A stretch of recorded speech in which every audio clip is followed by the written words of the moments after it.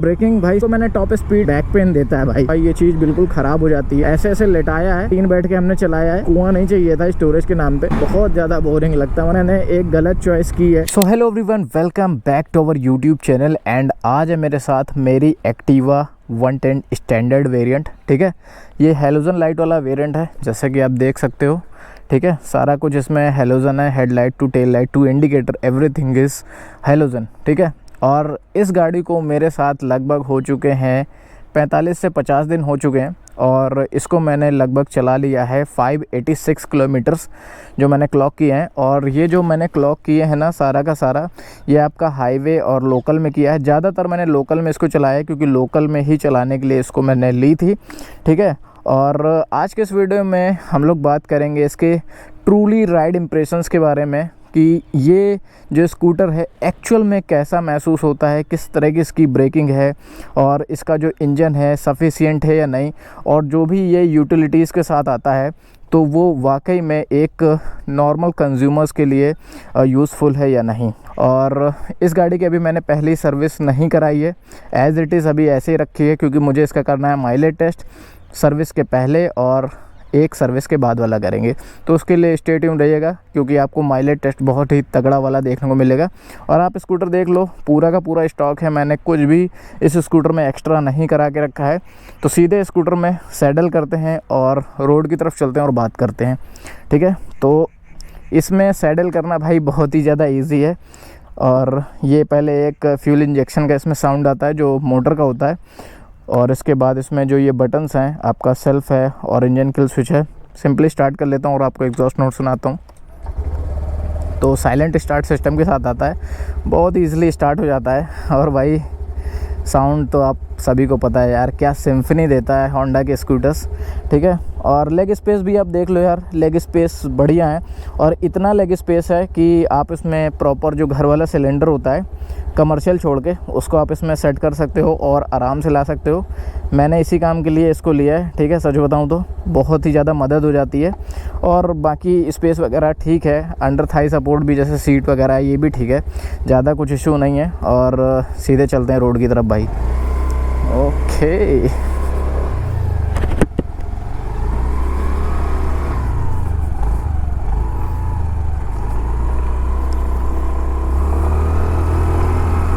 तो इस स्कूटर का मुझे सबसे बढ़िया पार्ट लगता है भाई रिफाइनमेंट इसमें बहुत ही अच्छी है। कहने मतलब जैसे ही आप एक्सेलरेट करो तो बहुत बढ़िया से पिकअप देता है और बहुत बढ़िया से पावर देता है। और एट द सेम टाइम किसी भी तरह का इस स्कूटर में वाइब्रेशन नहीं देखने को मिलता है। वो चीज़ मुझे बहुत अच्छी लगती है। होंडा की सभी बाइक्स और सभी स्कूटर्स में अल्ट्रा स्मूथ यार रहते हैं। ठीक है, और ब्रेकिंग के बारे में भी मैं आपको बता ही देता हूँ। देखो, ड्रम सेटअप आता है, आगे और पीछे दोनों ड्रम मिलते हैं, और कॉम्बी ब्रेक सिस्टम आता है, यानी CBS। तो ब्रेकिंग से मुझे कोई भी दिक्कत नहीं है। मैंने लोकल में चलाई है और हाईवे पे भी चलाई है, यानी कि 80 to 100 किलोमीटर मैंने इस स्कूटर से कवर किया है आना जाना। तो वहाँ पर कोई इशू नहीं होता इस स्कूटर में। और भाई एक चीज़ और बता दूँ, मैं बहुत ज़्यादा हैबिचुअल नहीं हूँ स्कूटर चलाने में, क्योंकि मैं ज़्यादातर मोटरसाइकिल ही ड्राइव करता हूँ। तो वो एक फैक्टर था, लेकिन अब ना यूज़ टू हो गया हूँ, मुझे कोई दिक्कत नहीं होती है इसको चलाने में। और ब्रेकिंग भाई सफिशिएंट है, आपको जितनी चाहिए।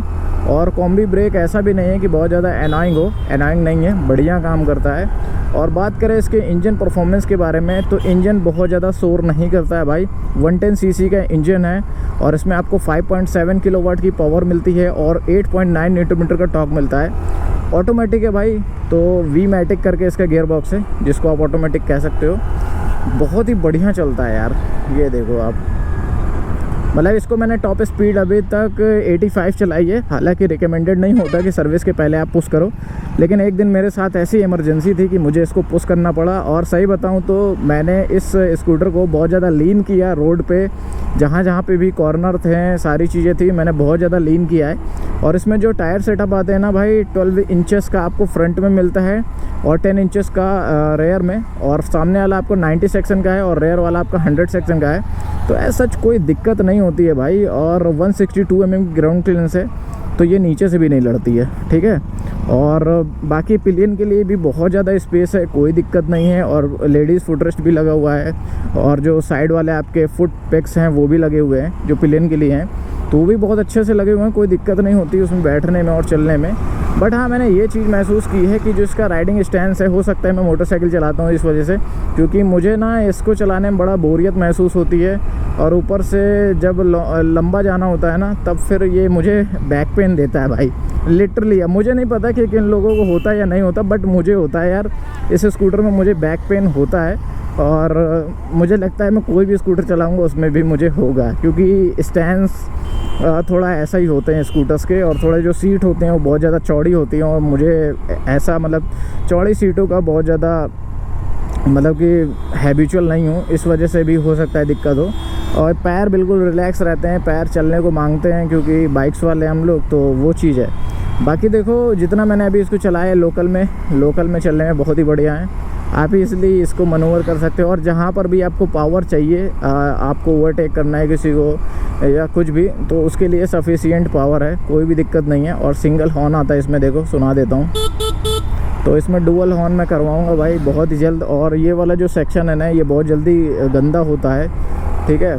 तो इसकी वजह से मैं इसमें पूरा का पूरा रैप कराने वाला हूँ ब्लैक कलर का, ताकि ये चीज़ गंदा ना हो। सिलेंडर रखने से भाई ये चीज़ बिल्कुल ख़राब हो जाती है, तो उसके लिए मैं पूरा का पूरा रैप कर दूंगा। जितना भी इसमें मैट ब्लैक का पार्ट है ना, उसको पूरा रैप कर दूंगा। हालांकि मैंने मीटर को तो इसमें रैप करके रखा है ताकि इसमें स्क्रैच वगैरह ना आए, बट नीचे साइड भी मैं कर दूंगा। बाकी स्कूटर की जो लाइट है भाई, हेलोजन होने की वजह से मुझे इसकी इल्यूमिनेशन ज़्यादा अच्छी लगती है।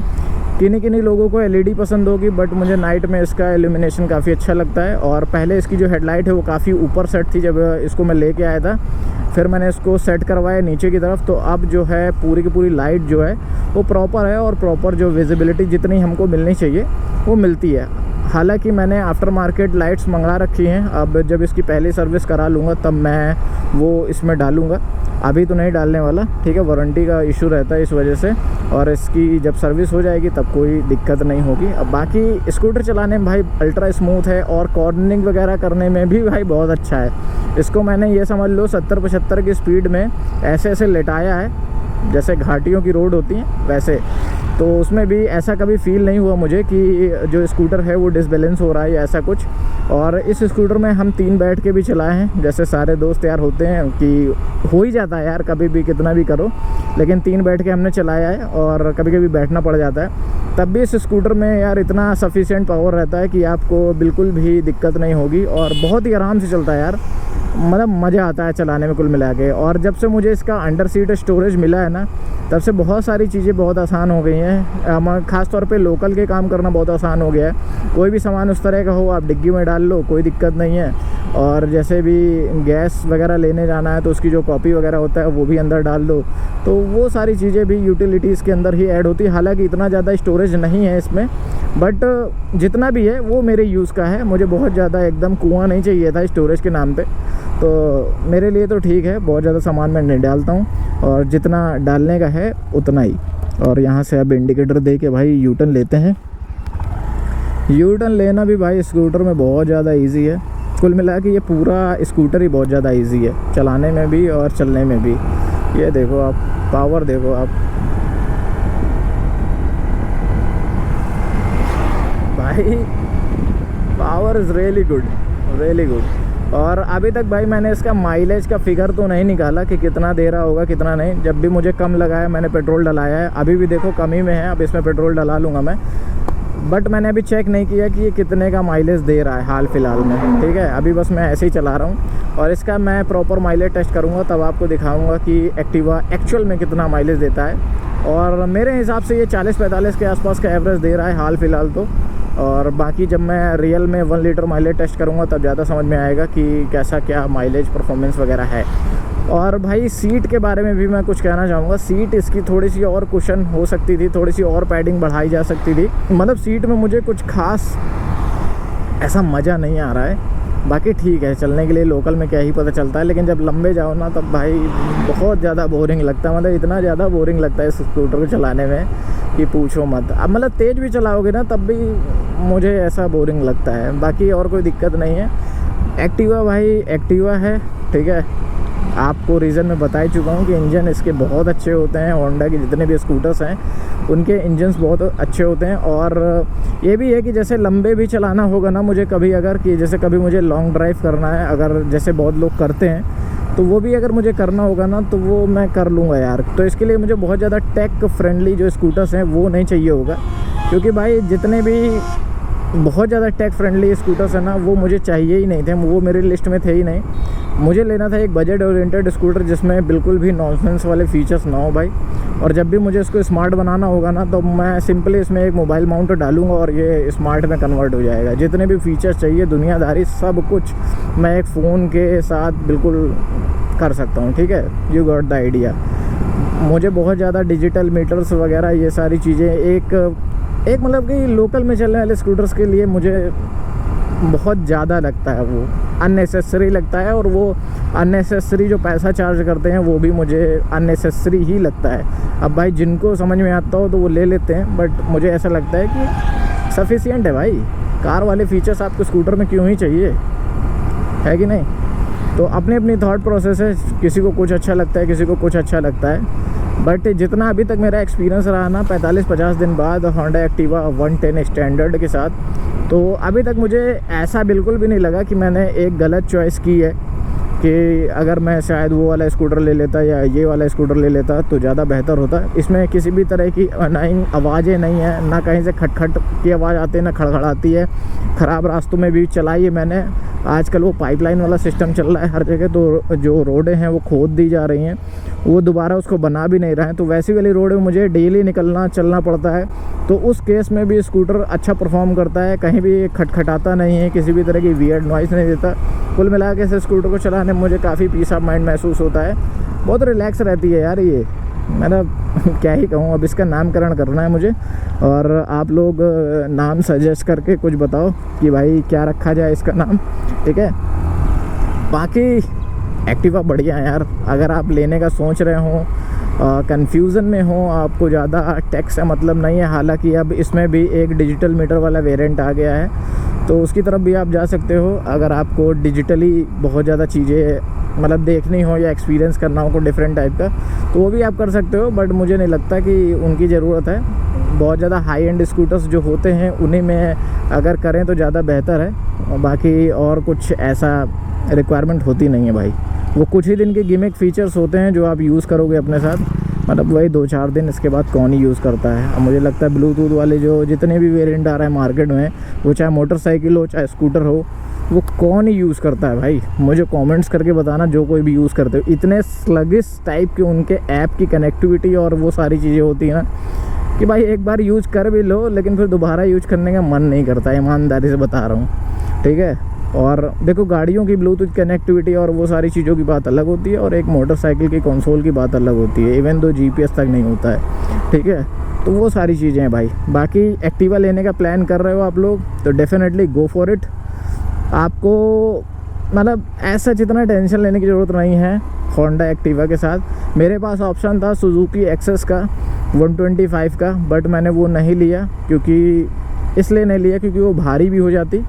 क्योंकि ये स्कूटर्स मैंने अपने नाना के लिए लिया है और उनके लिए मुझे लाइट वेट ही लेना था, क्योंकि उसके पहले हमारे पास एक XL 100 थी, लूना जिसको कह सकते हो आप, तो वो थी। उससे अपग्रेड किया मैंने इस पे, क्योंकि यही मुझे लाइट वेट लगा है और मेटेलिक बॉडी के साथ आता है। एक्सेस भी अच्छा है यार, बट पार्ट्स अवेलेबिलिटी और सर्विस सेंटर अवेलेबिलिटी की वजह से मैंने नहीं लिया। जुपिटर मुझे लेना नहीं था, कुछ ज़्यादा ही लंबे हो चुके हैं वे स्कूटर, ठीक है, जुपिटर वगैरह, तो वो मुझे थोड़ा प्रोपोर्शन में उसका डिज़ाइन नहीं लगता है।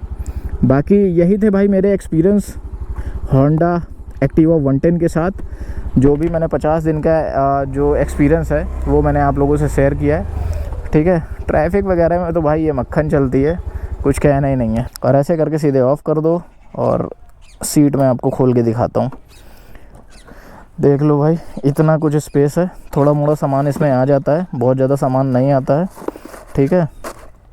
तो ये कुछ स्पेस है भाई। तो आप लोग मुझे कमेंट्स करके बताओ कि आप लोगों को ये यूज़र एक्सपीरियंस आफ्टर 50 डेज़ कैसा लगा होंडा एक्टिवा 110 का, ठीक है। और क्या आप लोग भी एक स्कूटर लेने का प्लान कर रहे हो या इलेक्ट्रिक स्कूटर लेने का प्लान कर रहे हो, मुझे कमेंट्स करके बताना। इलेक्ट्रिक व्हीकल मैंने लेने का इसलिए नहीं सोचा क्योंकि अभी तक इनकी जो ब्रीड है और जो इनकी सारी चीज़ें हैं ना, वो अभी मतलब इनका अभी जो कहते हैं ना स्थायीकरण नहीं हुआ यार। जैसे मानव जाति का स्थायीकरण हुआ था ना, तो अभी तक स्कूटर्स का भाई, इलेक्ट्रिक स्कूटर्स का हुआ नहीं। इनको भी बहुत ज़्यादा काम करने की ज़रूरत है। और जो इनके कहने का मतलब जो बैटरी वैटरी अगर ख़राब हो जाती है, क्लेम लेना और नई बैटरी इंस्टॉल कराना, लिटरली बता रहा हूँ स्कूटर से ज़्यादा की कीमत होती है। तो इस सब वजह से भाई मैंने आईसी इंजन चूज़ किया, क्योंकि आईसी इंजन की बात ही दूसरी होती है। जिनको पता है उनको पता है। मिलते हैं आप लोगों से नेक्स्ट वीडियो में। Till then bye bye and take care.